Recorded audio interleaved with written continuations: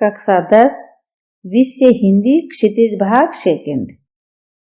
पाठ 10 नेताजी का चश्मा के प्रश्नोत्तर।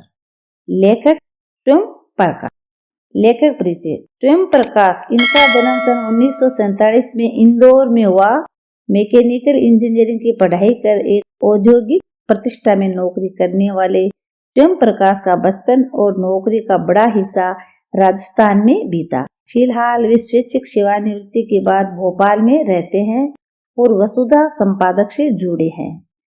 कहानी संग्रह। सूरज कब निकलेगा, आएंगे अच्छे दिन भी, आदमी जात का आदमी, संधान, ये इनकी कहानियां हैं। प्रश्न नंबर 1, सेनानी न होते हुए भी चश्मे वाले को लोग कैप्टन क्यों कहते थे? उत्तर, सेनानी न होते हुए भी चश्मे वाले को लोग कैप्टन इसलिए कहते थे क्योंकि उसके अंदर देशभक्ति की भावना कूट कूट कर भरी हुई थी। वह स्वतंत्रता आंदोलन में भाग लेने वाले सेनानियों का भरपूर सम्मान करता था, इसलिए सेनानी न होते हुए भी लोग उसको कैप्टन कहते थे। इसका कारण था देशभक्ति की भावना। प्रश्न नंबर 2, हालदार साहब ने ड्राइवर को पहले चौराहे पर गाड़ी रोकने के लिए मना किया था, लेकिन बाद में तुरंत रोकने को कहा। कहे, हालदार साहब पहले मायूस क्यों हो गए? उत्तर, हालदार साहब पहले इसलिए मायूस हो गए थे क्योंकि वे सोच रहे थे कस्बे के चौराहे पर सुभाष चंद्र बोस की प्रतिमा तो अवश्य मिलेगी, परंतु उनकी आंखों पर चश्मा लगा नहीं मिलेगा। चश्मा लगाने वाला देशभक्त कैप्टन तो मर चुका है और वहां अब किसी में वैसी देश प्रेम की भावना नहीं है, इसलिए हालदार साहब पहले मायूस है। मूर्ति पर सरकंडे का चश्मा क्या उम्मीद जगाता है? उत्तर, मूर्ति पर सरकंडे का चश्मा उम्मीद जगाता है कि अभी लोगों के अंदर देशभक्ति की भावना मरी नहीं है।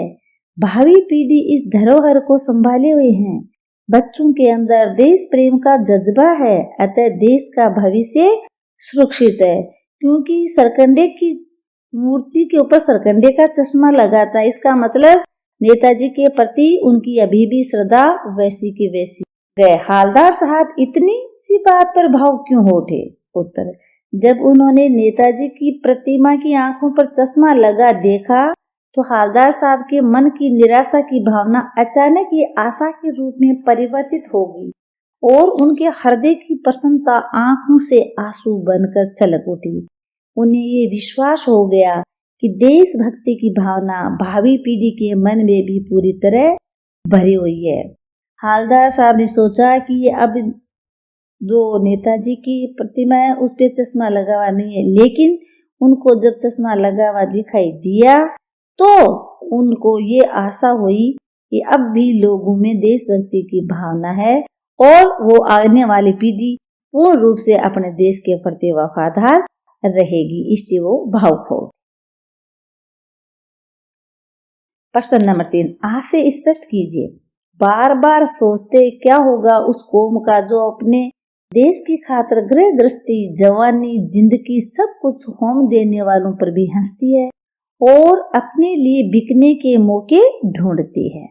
उत्तर, हालदार साहब बार बार सोचते रहे कि उस कौम का भविष्य कैसा होगा जो उन लोगों की हंसी उड़ाती है जो अपने देश की खातिर गृह गृहस्थी, जवानी, जिंदगी सब कुछ त्याग कर देते हैं।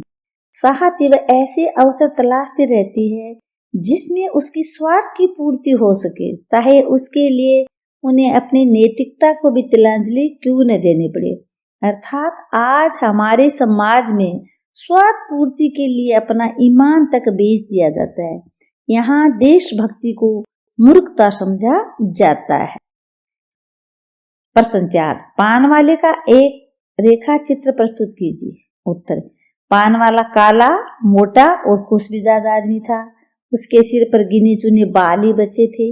ज्यादा पान खाने के कारण उसके दांत काले लाल हो चुके थे। वह हरदम अपने मुंह में पान भरे रहता था। ये पान वाले का ऐसा व्यक्तित्व है।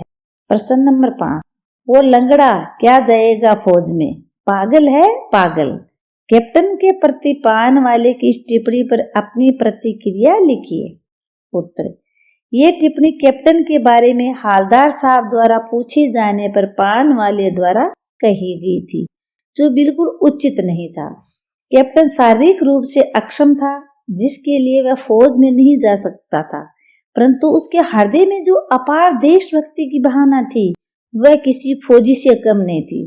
कैप्टन अपने कार्यों से जो असीम देश प्रेम प्रकट करता था, उसी कारण पानवाला उसे पागल कहता था। ऐसा कहना पानवाले की स्वार्थपरता की भावना को दर्शाता है, जो सर्वथा अनुचित है।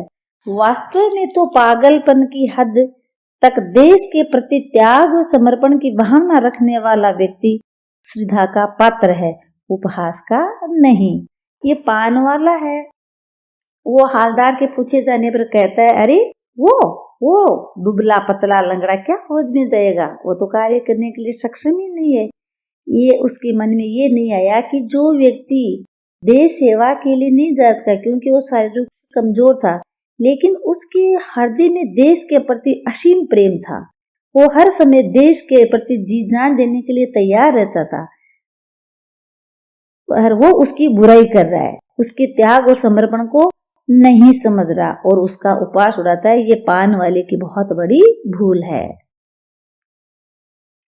प्रश्न नंबर 6, निम्नलिखित वाक्य पात्रों की कौन सी विशेषताओं की ओर संकेत करते हैं? हालदार साहब हमेशा चौराहे पर रुकते और नेताजी को निहारते।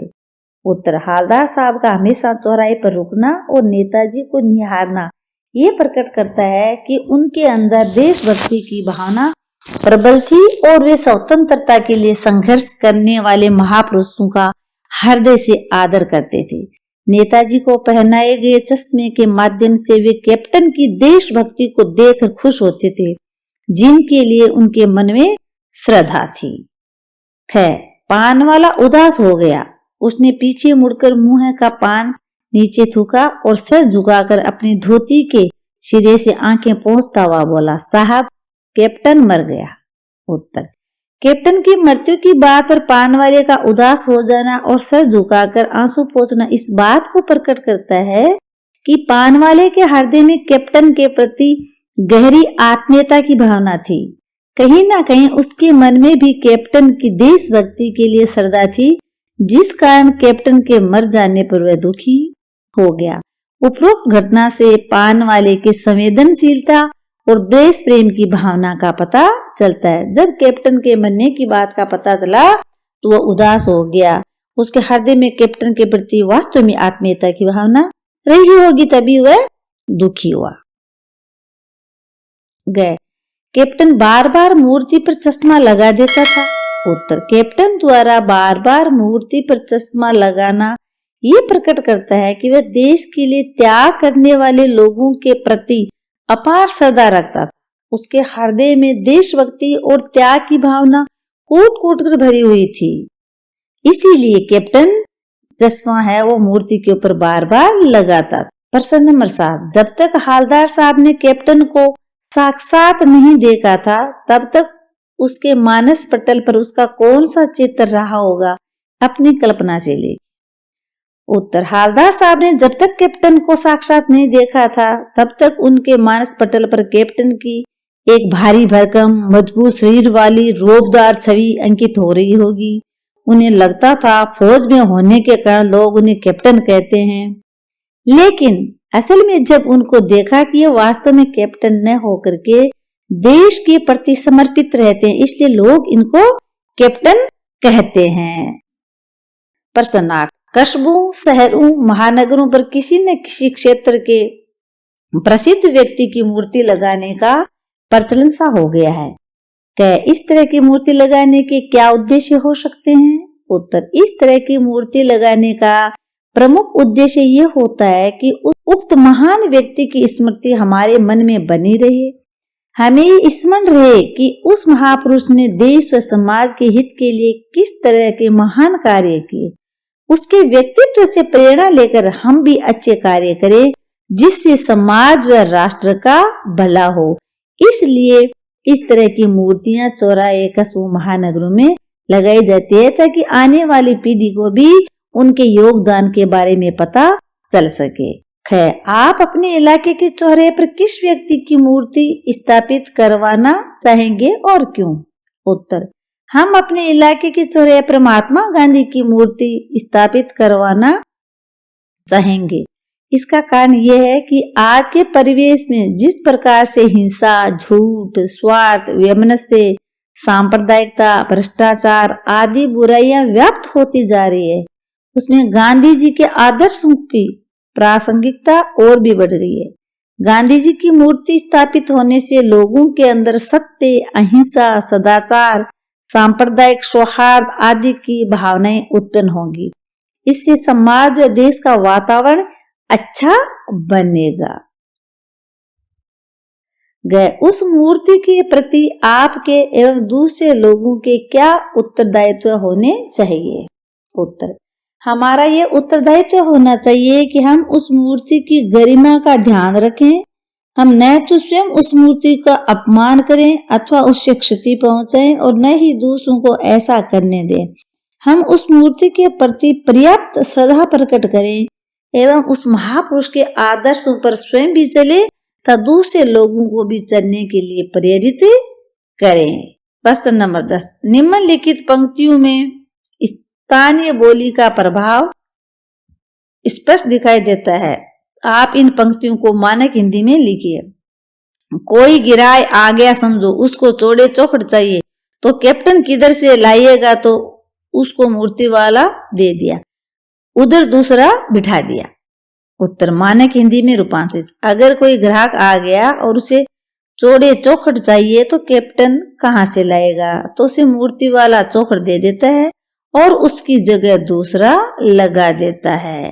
प्रश्न नंबर 11, भाई खूब क्या आइडिया है। इस वाक्य को ध्यान में रखते हुए बताइए कि एक भाषा में दूसरी भाषा के शब्दों के आने से क्या लाभ होते हैं।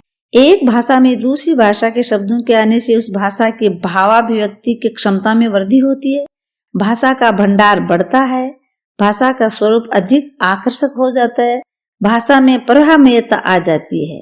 यह है एक भाषा में दूसरी भाषा के शब्दों का आने का असर। प्रश्न 12, निम्नलिखित वाक्य से निपात छांटकर उनसे नए वाक्य बनाइए। कह नगरपालिका थी तो कुछ न कुछ करती भी रहती थी, कुछ न कुछ। तुम हमेशा कुछ न कुछ मांगते ही रहते हो। है किसी स्थानीय कलाकार को ये अवसर देने का निर्णय किया गया होगा, राकेश को ही हमेशा अच्छे अंक मिलते हैं। गए यानी चश्मा तो था लेकिन संगमरमर का नहीं था। उत्तर, तो था, रास्ते में कोई सवारी तो थी नहीं। गए हालदार साहब अब भी नहीं समझ पाए, तुम अभी बाजार नहीं गए। 2 साल तक हालदार साहब अपने काम के सिलसिले में उस कस्बे से गुजरते रहे। मैं इस समय में तुम्हें अधिक मेहनत करनी चाहिए। प्रश्न नंबर 13, निम्नलिखित वाक्यों को कर्मवाच्य में बदलिए। वह अपनी छोटी सी दुकान में उपलब्ध गिने चुने फ्रेमों में से नेताजी की मूर्ति पर एक फिट कर देता है। उत्तर, उसके द्वारा अपनी छोटी सी दुकान में उपलब्ध गिने चुने फ्रेमों में से नेताजी की मूर्ति पर एक फिट कर दिया जाता है। ख, पान वाला नया पान खा रहा था। उत्तर, पान वाले से नया पान खाया जा रहा था। गए पान वाले ने साफ बता दिया था, पान वाले द्वारा साफ बता दिया गया था। यह कर्तृवाच्य को कर्मवाच्य में बदला गया है। घ, ड्राइवर ने जोर से ब्रेक मारा, ड्राइवर द्वारा जोर से ब्रेक मारा गया। ड़, नेताजी ने देश के लिए अपना सब कुछ त्याग दिया। उत्तर, नेताजी द्वारा देश के लिए अपना सब कुछ त्याग दिया गया। जय, हालदार साहब ने चश्मे वाले की देशभक्ति का सम्मान किया। उत्तर, हालदार साहब द्वारा चश्मे वाले की देशभक्ति का सम्मान किया गया। प्रश्न 14, नीचे लिखे वाक्यों को भाववाच्य में बदलिए। माँ बैठ नहीं सकती, माँ से बैठा नहीं जाता। मैं देख नहीं सकती, मुझसे देखा नहीं जाता। चलो अब सोते हैं, चलो अब सोया जाए। माँ रो भी नहीं सकती, माँ से रोया भी नहीं जाता। यह है भाववाच्य में बदलना।